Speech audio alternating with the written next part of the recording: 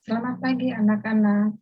Hari ini kita akan memasuki pelajaran sekolah minggu yang ke-11 yang berjudul Hari Tuhan, Rahasia Tuhan.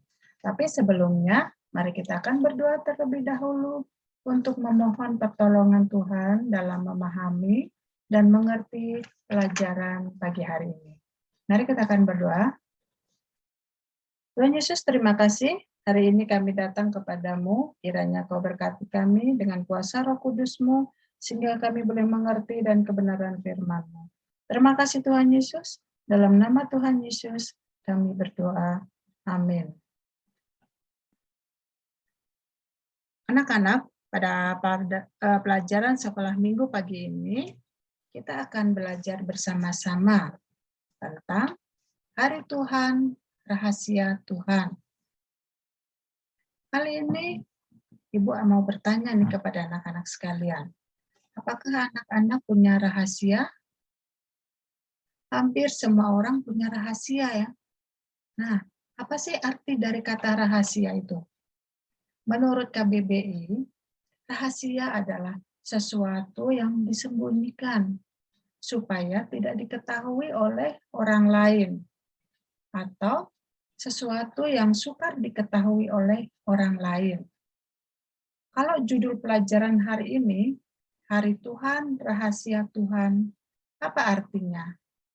Berarti semua itu rahasia Tuhan ya. Jadi tidak seorang pun yang tahu. Kenapa kita belajar tentang hal ini? Mari kita akan melihat pelajaran kita pagi ini tentang Jemaat Tesalonika. Jadi waktu itu Jemaat Tesalonika mencoba mencari tahu tentang hari Tuhan. Kalau mereka sering menyebut hari kiamat, hari kedatangan Tuhan yang kedua. Nah, kapan itu datangnya? Nah, apakah kalian ingat siapa Jemaat Tesalonika? Jemaat Tesalonika adalah jemaat yang dirintis oleh Rasul Paulus. Jemaat Tesalonika itu masih baru. Paulus harus pergi meninggalkan kota Tesalonika, sehingga jemaat Tesalonika itu belum banyak mengerti tentang kekristenan. Kali ini Rasul Paulus mendengar kabar baik tentang jemaat Tesalonika. Jemaat Tesalonika itu adalah jemaat yang paling setia menanti kedatangan Tuhan yang kedua kalinya. Cuman ada masalah. Nah, masalahnya apa? Masalahnya mereka itu takut menghadapi hari penghakiman. Itulah sebabnya Rasul Paulus menulis surat kepada jemaat Tesalonika. Karena di antara jemaat itu ada beberapa orang yang mencoba menghitung-hitung atau memprediksi dan meramalkan kapan hari kedatangan Tuhan itu. Datangnya kapan berdasarkan nubuat-nubuat. Akibatnya ada beberapa orang yang hidup tanpa merasakan pentingnya hari Tuhan itu.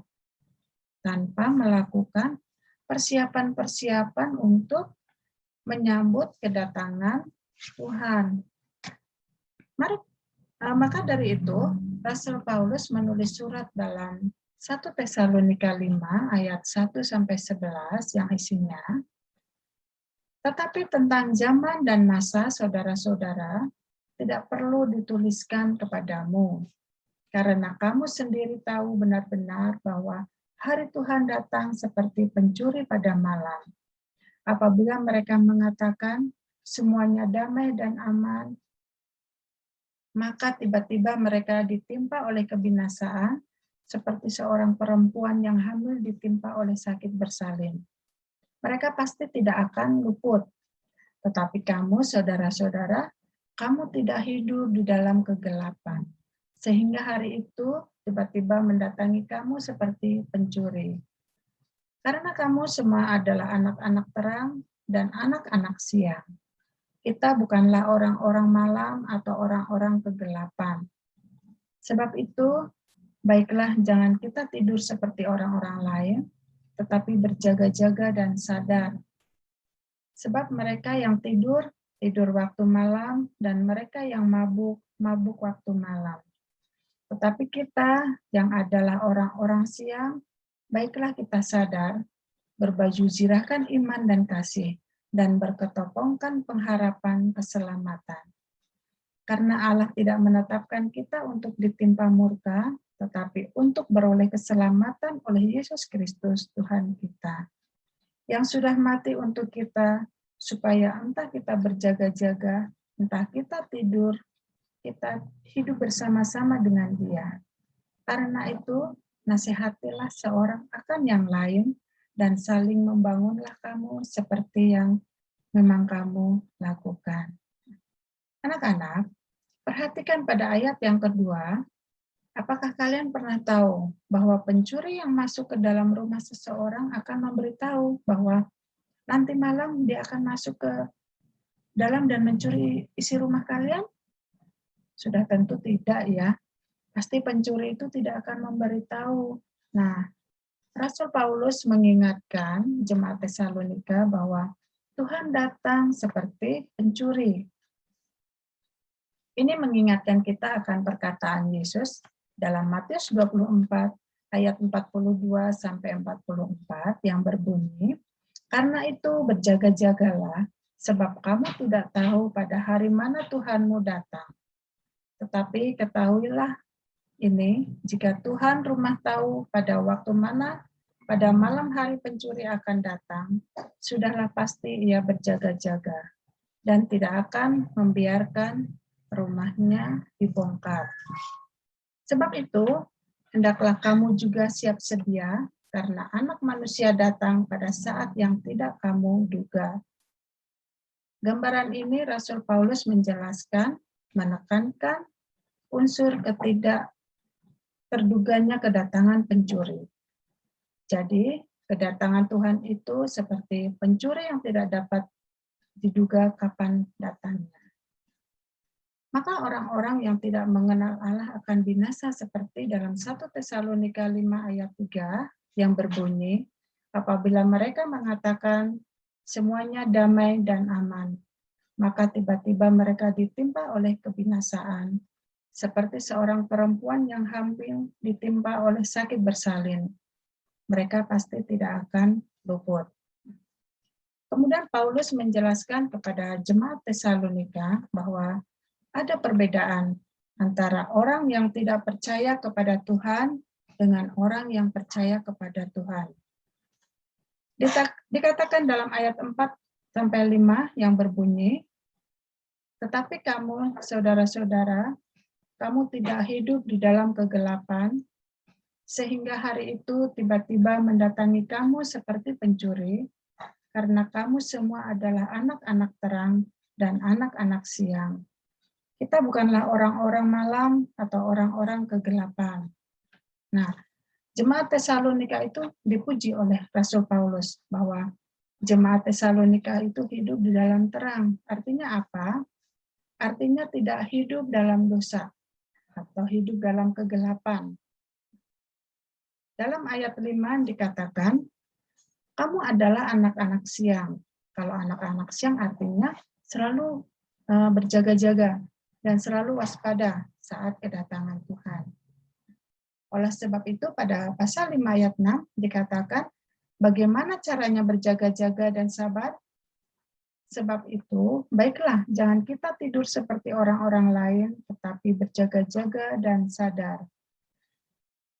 Rasul Paulus mengajarkan dan memberikan contoh seperti dalam ayat 8, Paulus menggambarkan atau mencontohkan sebagai tentara atau prajurit Romawi pada waktu menghadapi musuh. Mereka selalu mengenakan baju zirah atau baju khusus perang. Nah, baju zirah itu fungsinya untuk apa?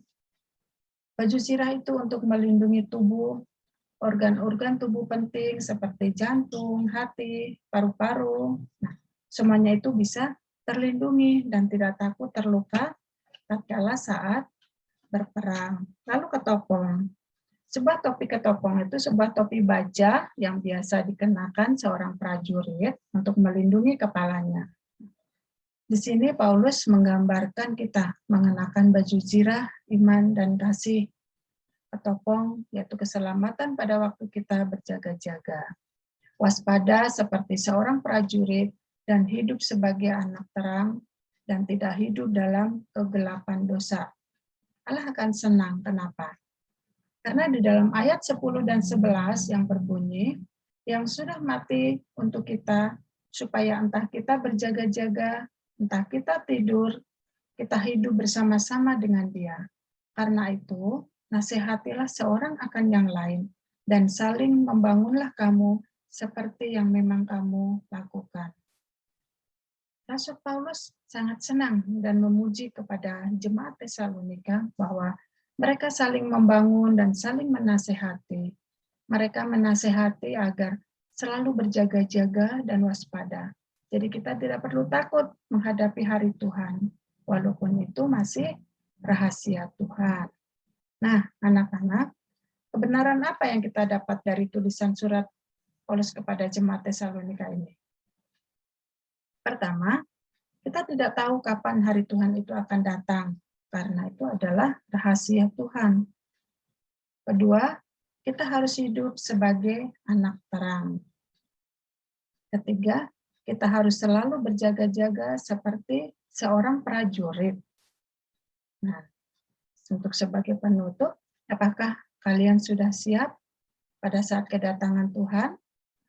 Walaupun itu adalah rahasia Tuhan, apakah kalian siap? Nah, sebelumnya kita akan baca ayat hafalan kita dari Matius 24 ayat 42. Karena itu berjaga-jagalah, sebab kamu tidak tahu pada hari mana Tuhanmu datang. Itu tadi pelajaran hari ini, pelajaran yang ke-11. Untuk penutup kita akan berdoa terlebih dahulu. Terima kasih Tuhan, pagi ini sudah mengajarkan bagaimana kami harus siap dan berjaga-jaga pada hari Tuhan datang, kapanpun hari Tuhan datang. Kami tetap berjaga-jaga. Terima kasih Tuhan, dalam nama Tuhan Yesus kami berdoa. Terima kasih anak-anak, setelah pelajaran hari ini. Tuhan, sampai jumpa, Tuhan Yesus memberkati.